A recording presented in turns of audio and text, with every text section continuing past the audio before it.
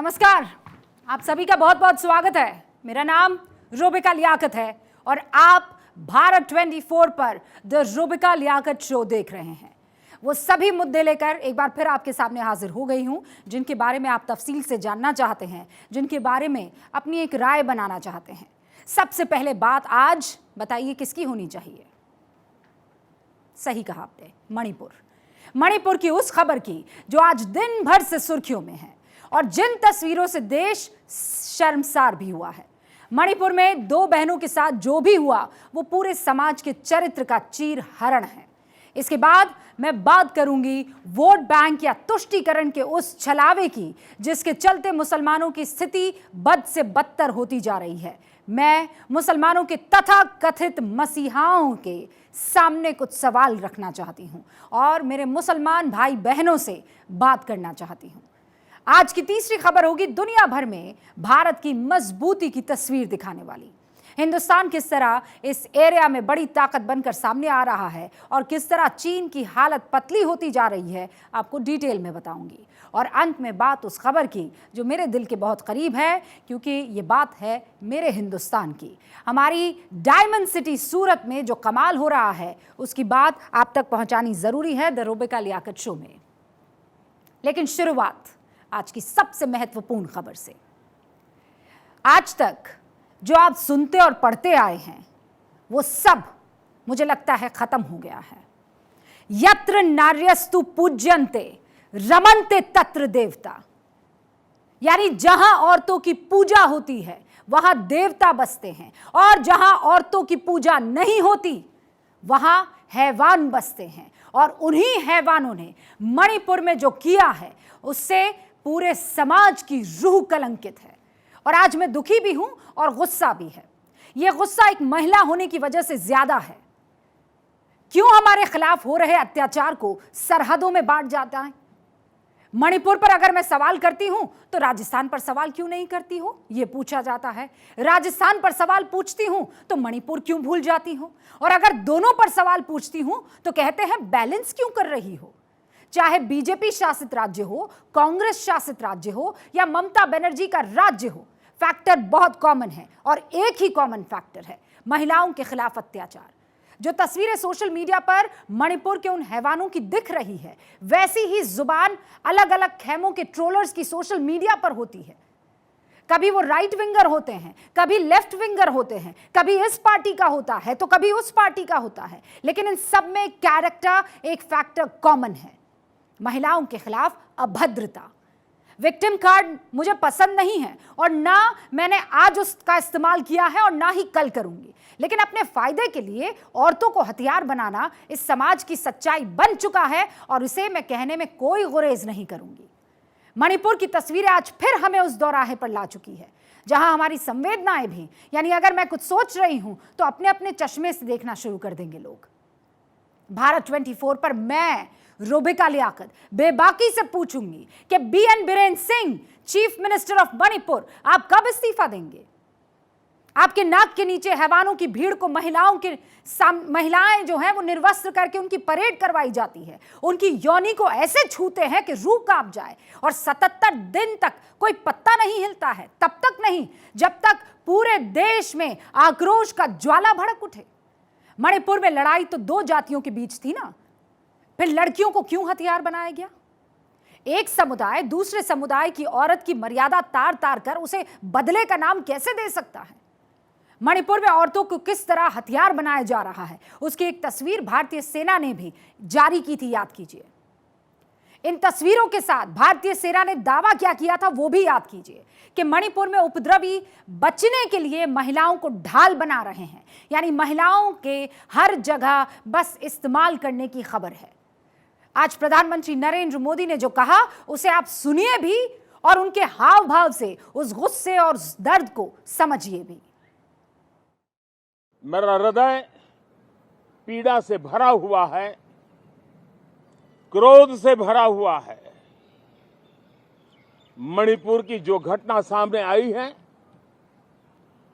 किसी भी सभ्य समाज के लिए ये शर्मसार करने वाली घटना है। मैं सभी मुख्यमंत्रियों से आग्रह करता हूं कि वे अपने राज्य में कानून व्यवस्था को और मजबूत करें, खास करके हमारी माताओं बहनों की रक्षा के लिए कठोर से कठोर कदम उठाएं। कानून व्यवस्था का महात्मा, नारी का सम्मान, और मैं देशवासियों को विश्वास दिलाना चाहता हूं, किसी भी गुनहगार को बख्शा नहीं जाएगा। कानून अपनी पूरी शक्ति से, पूरी सख्ती से एक के बाद एक कदम उठाएगा। मणिपुर की इन बेटियों के साथ जो हुआ है, इसको कभी माफ नहीं किया जा सकता। सड़क से संसद तक सियासत हो रही थी और इस बीच हम इस बात को समझने की कोशिश कर रहे थे कि जो हुआ वो कैसे हुआ, वो क्यों हुआ। मणिपुर में एक फेक तस्वीर को सर्कुलेट किया गया। सच्चाई सुनिए। यह बताकर सर्कुलेट किया गया कि एक मैतेई समुदाय की लड़की है जिसके साथ बर्बरता की गई है, और समझिए फेक तस्वीर एक लड़की की, जिसको फेक बताकर वहां सर्कुलेट किया गया वो भी लड़की की। बस समाज बदला है मैतेई, जगह बदली है दिल्ली से मणिपुर, और जिनसे बदला लिया गया वो भी लड़की, यानी करे कोई और भरे सिर्फ लड़की। क्रोनोलॉजी समझिए आप। 3 मई 2023 मणिपुर में हिंसा के बीच एक तस्वीर वायरल की गई।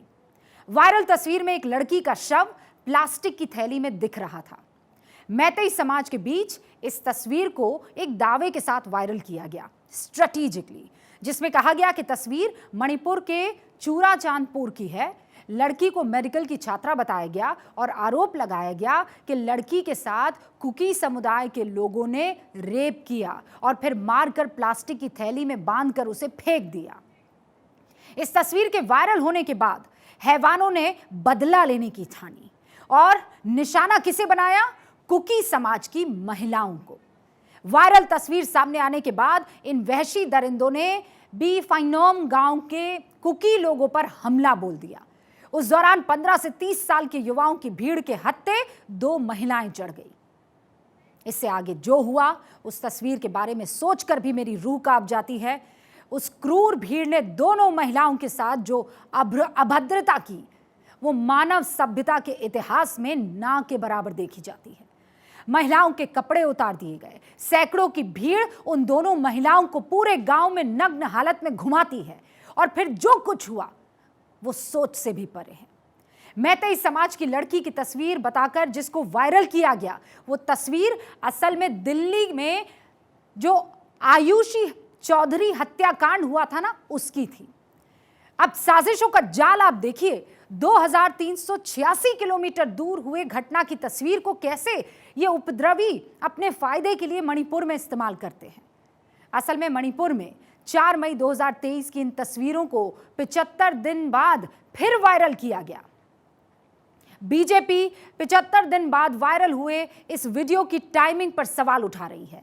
संसद सत्र के शुरुआत से 1 दिन पहले ऐसा वीडियो वायरल जब हो रहा है तो बीजेपी उस पर सवाल उठा रही है। हालांकि फिर मैं कह रही हूं, अगर यह तस्वीर 300 साल पुरानी भी होती तब भी सरकार को सवालों का जवाब देना ही पड़ता। बर्बरता में शामिल 2 दानवों को गिरफ्तार कर लिया गया है। मणिपुर में महिलाओं के खिलाफ बर्बरता का यह कोई अकेला मामला नहीं है, यह भी समझिए आप। राज्य में 27 अप्रैल से शुरू हुई हिंसा के बाद से सबसे ज्यादा निशाने पर कौन रहा है? गैस कर सकते हैं आप? महिलाएं। आज मैं आपको मणिपुर के आग की सच्चाई से रूबरू करवाऊंगी, क्योंकि जब औरत को ताकत के प्रदर्शन का हथियार बना दिया जाता है तो वो समाज बर्बाद हो जाता है। मणिपुर अब उस रास्ते पर दिख रहा है। याद कीजिए, जब द्वापर में द्रौपदी के खिलाफ अत्याचार को ताकत का उदाहरण बनाने की कोशिश हुई थी ना, तब पूरा कुरु वंश तबाह हो गया था। 2 औरतों की मर्यादा तार तार करने की तस्वीरें भी उसी कहानी को दोहरा रही है। और आपको ये बता दूं कि मणिपुर के संघर्ष की ये कहानी भी किसी महाभारत से कम नहीं है। मणिपुर में मौजूदा हिंसा की वजह मणिपुर हाईकोर्ट का आदेश बना। यह आदेश 27 मार्च को दिया गया। हाईकोर्ट ने अपने आदेश में राज्य सरकार को मैतेई समुदाय को एसटी सूची में शामिल करने के निर्देश दिए। हाईकोर्ट ने इसके लिए राज्य सरकार को 4 हफ्ते का वक्त दिया। मणिपुर हाईकोर्ट के इस आदेश से राज्य के आदिवासी समाज में नाराजगी फैल गई। दरअसल 2011 की जनगणना के मुताबिक मणिपुर की कुल आबादी करीब 28 लाख है। जिसमें से करीब 15 लाख मैतेई हैं, जो ज्यादातर हिंदू धर्म को मानने वाले हैं। इसके बाद दूसरे नंबर पर कुकी समाज है, जिनकी आबादी करीब 8 लाख है। तीसरे नंबर पर नागा आते हैं, जिनकी आबादी करीब 6 लाख है। कुकी और नागा समुदाय ज्यादातर ईसाई धर्म को मानने वाले हैं और इन्हें एसटी वर्ग में रखा जाता है। हाईकोर्ट के आदेश से खासकर कुकी समाज के लोगों में जबरदस्त नाराजगी देखने को मिली। All tribe student union of Manipur के बैनर तले कुकी और नागा लोगों ने हाईकोर्ट के फैसले का विरोध करना शुरू कर दिया। ये विरोध हाईकोर्ट के फैसले के करीब 1 महीने बाद हिंसक रूप लेने लगा। 27 अप्रैल को चूराचांदपुर जिले में एक जिम में आग लगा दी गई। इसका उद्घाटन सीएम एम बीरेन सिंह को करना था। इसके बाद सरकार ने 5 दिन के लिए राज्य में इंटरनेट सेवाओं पर रोक लगा दी।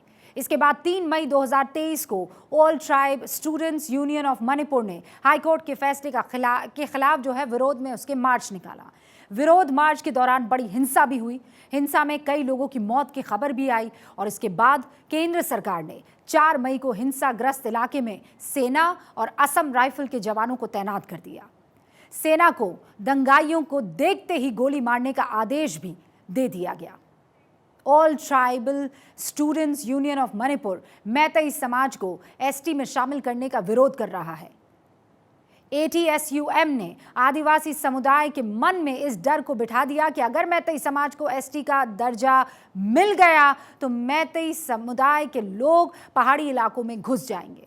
आदिवासियों के लिए आरक्षित पहाड़ी इलाकों पर मैतेई समुदाय का कब्जा हो जाएगा। नौकरियों में आदिवासी समुदाय को मौके कम मिलेंगे। दरअसल मणिपुर में मैतेई और आदिवासियों में से कुकी समुदाय की लड़ाई इन दोनों के बीच बहुत पुरानी है। मणिपुर के मैदानी इलाके, जिसमें राजधानी इम्फाल के साथ साथ 5 जिले शामिल है, जिसे इम्फाल वैली कहा जाता है, जहां मैतेई समुदाय का दबदबा है, इन्हीं इलाकों में मणिपुर विधानसभा की 40 सीटें आती हैं। जबकि मणिपुर के पहाड़ी इलाके, जिसमें 10 जिले हैं, यहां कुकी और नागा समुदाय की आबादी ज्यादा है। इन इलाकों में मणिपुर विधानसभा की 20 सीटें आती हैं। पहाड़ी इलाका ज्यादा होने के बाद भी सरकार पर हमेशा मैतेई समुदाय का दबदबा रहा है, क्योंकि आधी से ज्यादा सीटें इसी समुदाय के कब्जे में रहती है। कुकी समुदाय के लोगों को हमेशा ये लगता रहा है कि राज्य के संसाधनों पर मैतेई समुदाय का अधिकार ज्यादा रहा है। 1949 में जब मैतेई, जो खुद को मणिपुरी भी कहते हैं, भारत का हिस्सा बने तो उन्हें जनरल कैटेगरी में रखा गया। उस वक्त इसकी वजह मैतेई का हिंदू होना बताया गया। 1956 में मैतेई समुदाय के 2 समूह, चकपास और थोबल खुनोस, उनको एसटी का दर्जा दिया गया। उसके बाद साल 1981 में मणिपुर के तत्कालीन मुख्यमंत्री रिशांखी सिंह ने मणिपुर विधानसभा में मैतेई को एसटी वर्ग में शामिल करने का मुद्दा उठाया, लेकिन अन्य दलों ने इसका विरोध किया, जिसकी वजह से मामला ठंडा पड़ गया। 1995 में मंडल कमीशन की सिफारिशों के आधार पर मैतेई समुदाय को ओबीसी का दर्जा दिया गया।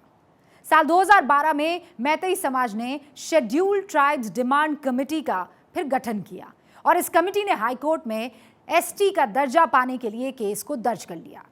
हाईकोर्ट ने इसी मामले में मैतेई समाज के पक्ष में अपना फैसला सुनाया, जिसके बाद मणिपुर में हिंसा का वो दौर शुरू हुआ जिसकी सबसे विभत्स तस्वीर बुधवार को सामने आई। मणिपुर में मैतेई के एसटी में शामिल करने के आदेश के बाद जो हिंसा शुरू हुई, उसमें अब तक 150 लोगों की मौत हो गई है। ये हालांकि सरकारी आंकड़ा है। सरकार के मुताबिक हिंसा के बाद से अब तक 24 लोग गायब हैं, जबकि हिंसा से लेकर 6065 FIR अभी तक दर्ज की गई है। मणिपुर में बिगड़ते हालात के बाद गृह मंत्री अमित शाह खुद 29 मई को मणिपुर पहुंचे। 4 दिनों तक मणिपुर के अलग अलग इलाकों का दौरा भी किया। कांग्रेस नेता राहुल गांधी भी 29 जून को 2 दिनों के मणिपुर दौरे पर गए थे। तमाम सियासी दौरों और सेना की तैनाती के बाद अब कहा जा रहा है कि मणिपुर में हालात काबू में हैं। ये दावे जरूर किए जा रहे हैं, लेकिन दिल अभी भी जख्मी है, रूह अभी भी कांप रही है। खबर यह भी है कि अमित शाह सदन में हर सच्चाई को देश के सामने रखेंगे और हम इंतजार करेंगे। पूरा देश भी शर्मसार हुआ है और इसको लेकर कई लोगों ने बहुत सारा क्रोध, नाराजी, गुस्सा, मैं समझती हूँ कि जो जिस तरीके की घटना है, किसी भी व्यक्ति को एकदम हिला देने वाला, झंझोड़ देने वाला, जो कि आप समझते हैं कि मैं मणिपुर की एज ए गवर्नर होने के नाते आज मेरे प्रदेश में इस तरह की घटना होना, ये मेरे मणिपुर प्रदेशवासियों के लिए भी एक बहुत बड़ा मतलब ऐसी घटना उनको भी बहुत दुख हुआ होगा। कोई भी हो, किसी भी तरह की हमारी जो बहनें हैं और इस तरह से जिन व्यक्तियों ने किया है, ये बहुत ही हैवानियत कहना चाहिए। और ऐसे लोगों के ऊपर तो जितनी से कड़ी सज़ा होनी चाहिए, उनको देना चाहिए। गवर्नर साहिबा एक महिला हैं और मुझे यकीन है कि वो इस दर्द को एहसास कर रही होंगी, समझ रही होगी, जो आज हिंदुस्तान की हर औरत महसूस कर रही है।